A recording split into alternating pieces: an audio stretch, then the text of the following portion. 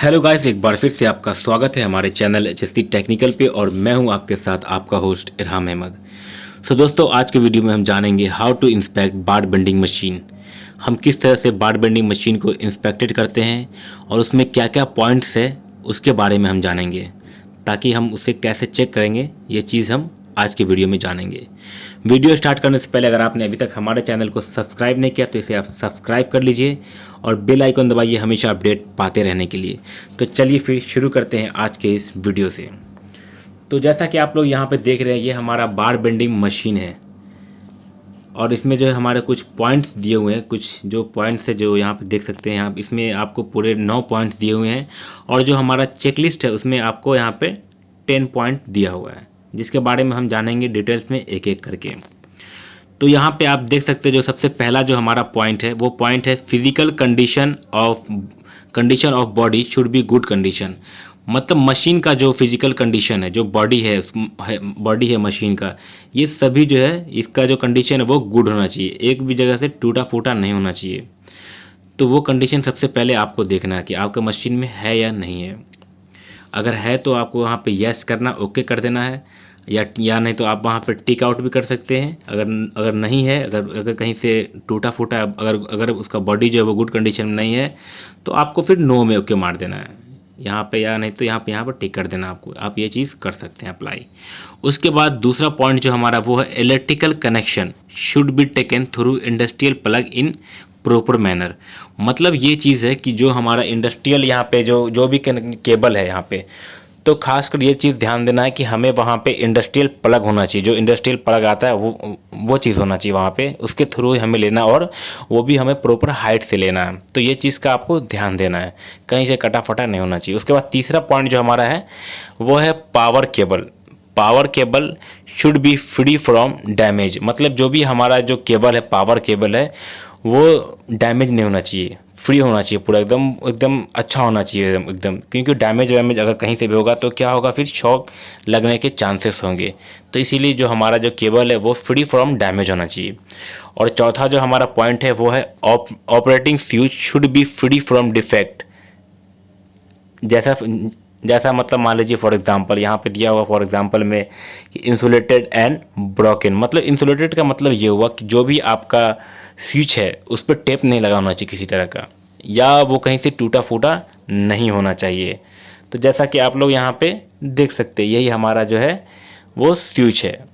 तो ये चीज़ आपका होना चाहिए।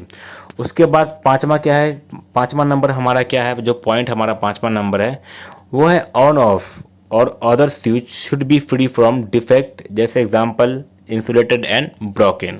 मतलब ऑन ऑफ जो यहाँ पे स्विच आप देख सकते हैं, यहाँ पे ये दिखाया जा रहा है ऑन ऑफ स्विच, वो भी आपको फ्री फ्रॉम डिफेक्ट होना चाहिए, कहीं से भी टूटा फूटा नहीं होना चाहिए। जैसे लाइक कि उसमें टेप नहीं लगा होना चाहिए, या नहीं तो ब्रोकन मतलब टूटा नहीं होना चाहिए। तो इस तरह से आप यहाँ पे देख सकते हैं कि वो फ्री फ्रॉम डिफेक्ट होना चाहिए। अगर है तो ये, अगर टूटा फूटा है तो आपको नो करना है, अगर वो ओके है तो उसको आपको फिर यहाँ पे यस करना है।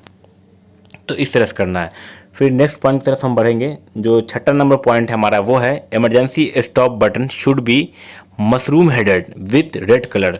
मतलब जो आपका जो इमरजेंसी स्टॉप बटन है वो मशरूम हेडेड, मतलब जो ऊपर का जो कवर होता है ना वो मशरूम हेडेड होना चाहिए। मतलब आप देखते हो मशरूम जो तो गोल होता है वो, मतलब इस तरह से गोल होना चाहिए, मशरूम हेडेड होना चाहिए। और वो भी विथ रेड कलर, मतलब लाल कलर का होना चाहिए, ताकि पहचान में आए कि ये हमारा इमरजेंसी स्विच बटन है, जैसे यहाँ पे आप फोटो में देख सकते हैं।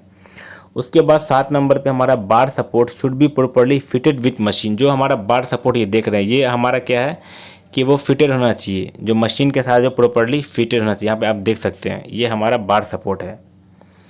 उसके बाद 8 नंबर में pin should be free from loose fitting. जो यहाँ पे पिन देख रहे हैं ना आप, ये आपका क्या है कि लूज फिटिंग नहीं होना चाहिए, ये प्रॉपर रूप से आपका फिटिंग होना चाहिए। नहीं तो लूज़ होगा तो क्या होगा, जब आप लगाएंगे यहाँ पे बार को तो क्या होगा, वो चांसेस है बाहर फेंकने का झटका के कारण। तो इसीलिए ये ज़्यादा खतरनाक भी होता है। तो इसीलिए यहाँ पे देखना वो लूज़ फिटिंग नहीं होना चाहिए। उसके बाद 9वां जो नंबर वो मशीन शुड बी ग्राउंडेड। यहाँ पे देख सकते हैं मशीन शुड बी ग्राउंडेड का मतलब ये है कि जो मशीन आपका वो प्रॉपर रूप से अर्थिंग होना चाहिए उसमें। अगर अर्थिंग नहीं होगा तो क्या होगा, फिर वो मशीन डायरेक्ट हो जाएगा। इसलिए कभी भी अगर अर्थिंग होना चाहिए तो वो दो तरह होना चाहिए, एक तो बॉडी अर्थिंग और एक मशीन अर्थिंग। नहीं तो इससे क्या होगा, मशीन अर्थिंग हम नहीं देंगे तो क्या होगा, मशीन अगर डायरेक्ट होगा तो वो कट आउट नहीं होगा और इसके कारण एक्सीडेंट होने के चांसेस बढ़ सकते हैं। तो इसलिए वो चीज़ को भी आपको ध्यान देना है कि मशीन जो हमारा वो ग्राउंडेड होना चाहिए प्रॉपरली। उसके बाद जो अगला पॉइंट है हमारा वो है machine should be operated by competent person. जो मशीन हम यूज़ करेंगे, इस मशीन को जब हम यूज़ करेंगे तो जो भी ऑपरेटर इसे यूज़ करेगा वो प्रॉपर उसको नॉलेज होना चाहिए उसके बारे में, उसके क्या हज़ार्ड प्रिकॉशन जो भी हमारे चेकलिस्ट में यहाँ पे दिया हुआ है, जो भी पॉइंट हमारा है उसके बारे में उसको नॉलेज होना चाहिए, तभी वो यूज़ कर सकता है। नहीं तो वो यूज़ नहीं कर सकता है। वो उसके लिए वो पर्सन जो है वैलिडेटेड होना चाहिए, उसके पास वैलिडेटेड कार्ड होना चाहिए कि हाँ ये बंदा जो एलिजिबल है, ट्रेड टेस्ट होना चाहिए उसका, तो तभी हम उसे वहाँ पे उसको लगाएंगे ऑपरेटिंग करने के लिए। तो ये चीज़ का आपको ध्यान देना है। तो यही चीज़ है, इसमें पॉइंट है जो आप यहाँ पे अगर कंस्ट्रक्शन साइट पे काम करते हैं तो इस चेकलिस्ट को आप यहाँ पे यूज़ कर सकते हैं बार बेंडिंग मशीन के लिए। और एक चीज़ और, जहाँ पे बार बेंडिंग मशीन हम लोग लगाएंगे वहाँ पे मंथली टैग होना चाहिए, उस पर यहाँ मंथली टैग एक मेंशन होना चाहिए। और जो आपका बार बेंडिंग मशीन है वो शेडिंग के अंदर होना चाहिए, ताकि बरसात का अगर मौसम है तो पानी जो उसके अंदर नहीं जाए। नहीं तो क्या होगा, फिर इलेक्ट्रिकल शॉक लगने के चांसेस ज़्यादा होंगे, मशीन ख़राब भी हो सकता है। तो ये चीज़ आपको यहाँ पे ध्यान देना है। तो आई होप कि आपको समझ में आया होगा how to inspect bar bending machine. अगर आपको समझ नहीं आया या कहीं पे दिक्कत हो रहा है तो आप हमें कमेंट कर सकते हैं, ताकि हम आपको नेक्स्ट वीडियो में इसके बारे में एक्सप्लेन कर सकते हैं।